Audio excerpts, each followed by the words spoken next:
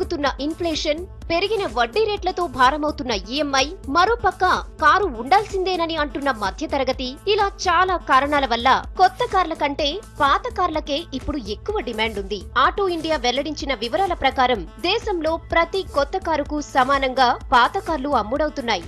ఇందులో 50 నుంచి 60 వేల రూపాయలకు వచ్చే మారుతి 800 నుంచి 25 లక్షలు విలువ చేసే మెర్సిడెస్ బెంజ్ వరకు ఉన్నాయి.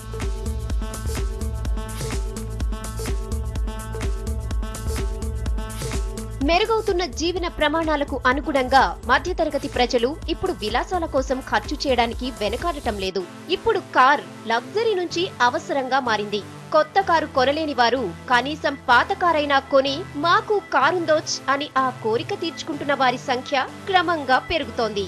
ఓ సర్వేలో తేలిన గణాంకాల ప్రకారం మొదటిసారి కారు కొంటున్న వారిలో 65% మంది పాత కార్లనే కొంటున్నారు.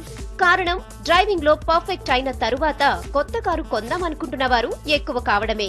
మరోపక్క లగ్జరీ కార్లు ఫస్ట్ హ్యాండ్ ధరలో సగానికే, అది 3 ఏళ్లు 4 ఏళ్లు వాడినవి మార్కెట్లో అమ్మకానికి వస్తుండటంతో వీటిని కొంటున్న వారి సంఖ్య కూడా పెరుగుతోంది.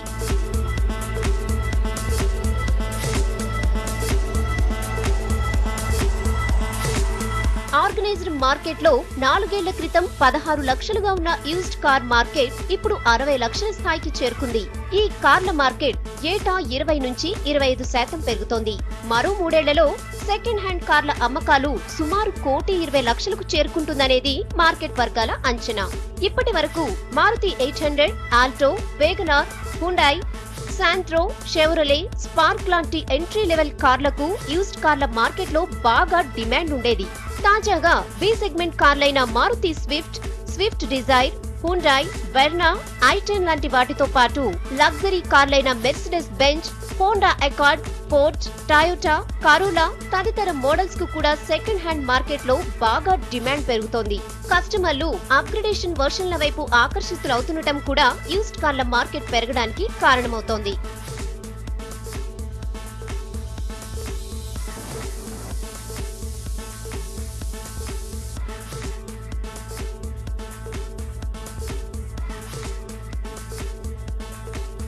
మార్కెట్ లో దొరుకుతున్న సెకండ్ హ్యాండ్ కార్ల ధరలు తక్కువే అయినా వాటిని కొనే ముందు చాలా విషయాలు తెలుసుకోవాలి. కారును అమ్ముతున్న వారి క్రెడిబిలిటీ ఏంటి, కార్ డాక్యుమెంట్లు సరిగ్గా ఉన్నాయో లేదో వెరిఫై చేసుకోవాలి. ముందుగా మీరు ఏ కారు కొనాలనుకున్న దానికంటే మీ బడ్జెట్ ఎంతో నిర్ణయించుకోవాలి. అందులోనే మీకు నచ్చిన కంపెనీ మోడల్ ను ఎంపిక చేసుకోవాలి.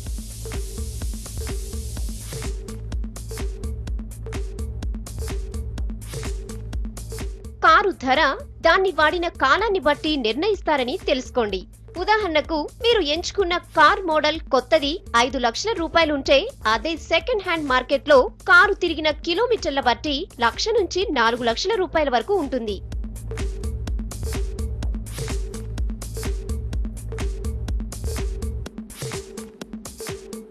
మీరు ఎంతలో కారు కొనాలనుకుంటున్నారనేది నిర్ణయించుకున్న తరువాత మీ వాడకాన్ని బట్టి ఏ మోడల్ కారు సూట్ అవుతుందో తెలుసుకోవాలి. రోజుకు 60 కిలోమీటర్లు పైగా తిరిగేవారైతే డీజిల్ కార్ కొనడం బెస్ట్. వారానికి ఓసారో లేదా 2 సార్లు అవసరాన్ని బట్టి కారును ఉపయోగించేవారైతే పెట్రోల్ కార్ కొనడం మంచిది. సాధ్యమైనంత వరకు 2-3 ఏళ్లకు పైగా వాడిన పాత కారును కొనకపోవడమే మంచిది. కనీసం 40,000 కిలోమీటర్ల లోపు తిరిగిన కారైతే బెటర్. ఉదాహరణకు మీ బడ్జెట్ 3 లక్షల రూపాయలైతే 1 ఇయర్ ఓల్డ్ శాంట్రో గానీ వ్యాగనార్ కానీ దొరుకుతుంది. అదే 3 లక్షల రూపాయలకు పైగా ఖర్చు చేయగలిగితే ఫోర్డ్ ఫియస్టా కానీ హోండా సిటీ లాంటి పెద్ద కార్లు 6-7 ఏళ్లకు పైగా వాడినవి దొరుకుతాయి.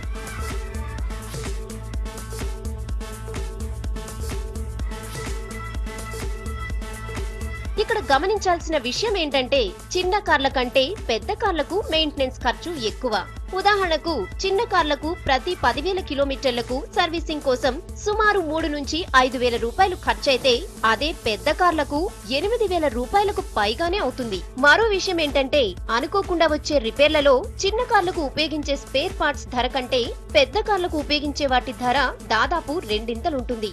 సో మొదటిసారిగా కారు కొనేవారు చిన్న కారు కొంటేనే మంచిది.